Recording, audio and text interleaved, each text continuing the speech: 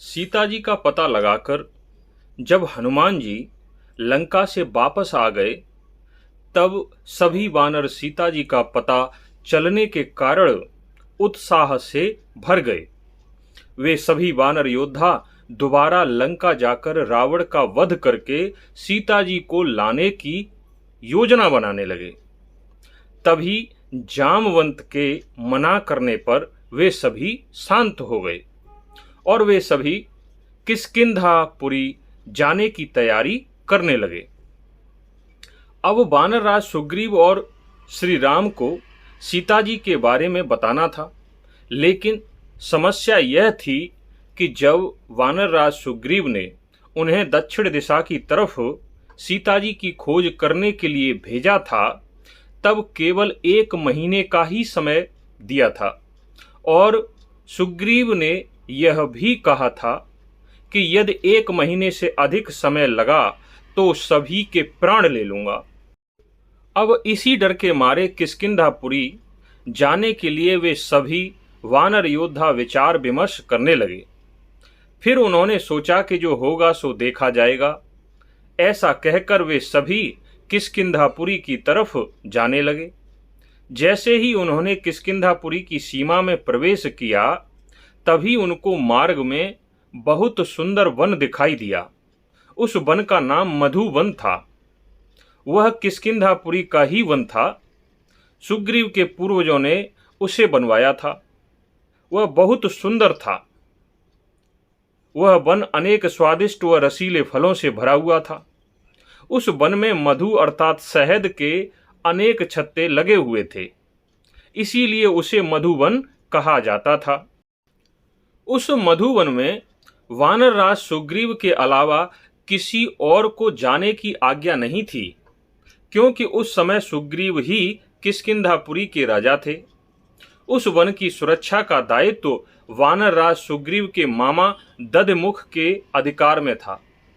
अब तो वे सभी वानर योद्धा सीता जी के मिलने की खुशी में अंगद से कहने लगे कि हे युवराज, यदि आप हमें आज्ञा दें तो सीता जी के मिलने की खुशी में हम इस मधुवन में मन भर कर ये रसीले फल खाना चाहते हैं और ढेर सारा मधु पीना चाहते हैं।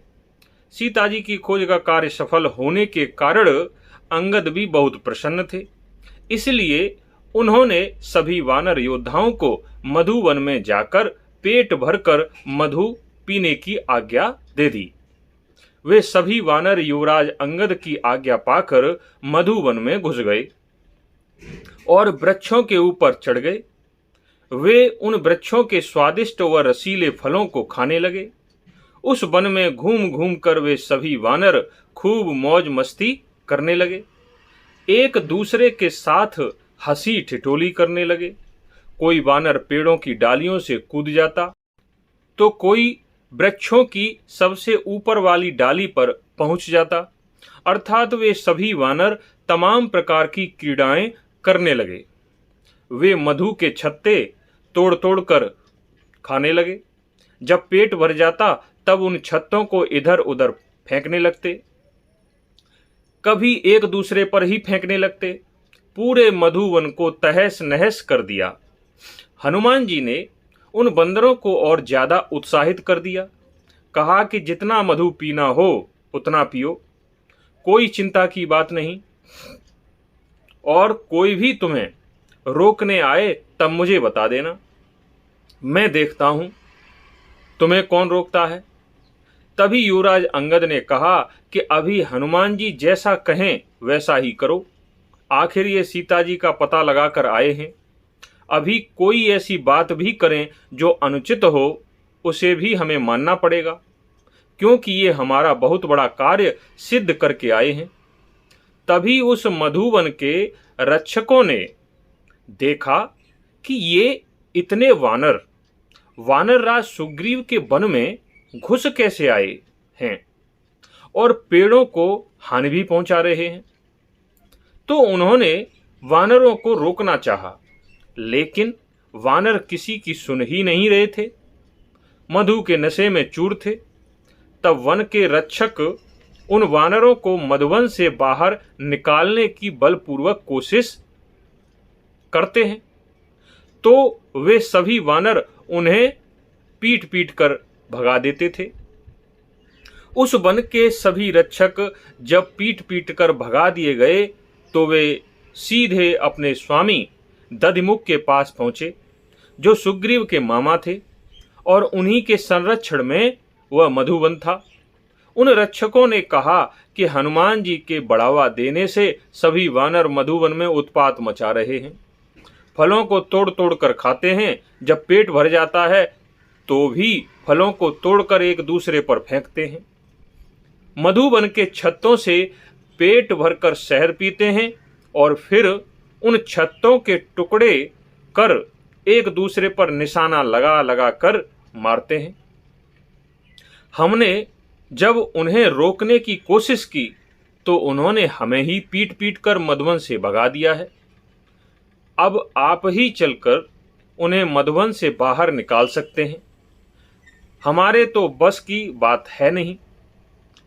उन वन रक्षकों की बात सुनकर सुग्रीव के मामा दधिमुख मधुवन में पहुंचे।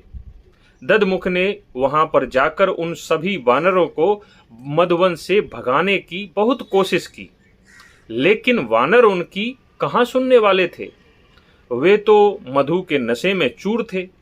दधिमुख ने जब अंगद से आग्रह किया कि वे सभी वानरों को मधुवन से बाहर जाने की आज्ञा दें, तो अंगद आज उनसे ही हंसी ठिठोली करने लगे और उन वृद्ध दधिमुख को भी परेशान करने लगे, लेकिन कोई भी वानर उस मधुवन से बाहर नहीं निकला। जब दधिमुख भी उन वानरों के उत्पातों से परेशान हो गए तो उन्होंने वानरराज सुग्रीव के पास जाने का निर्णय किया, क्योंकि अंगद और हनुमान जैसे वीर योद्धा उनकी बात सुन ही नहीं रहे थे। तब दधिमुख अपने सेवकों के साथ सीधे सुग्रीव के पास पहुंचे और वहां पर पहुंचकर मधुवन में जो हो रहा था वह सब कुछ विस्तार पूर्वक वानरराज सुग्रीव को बताया।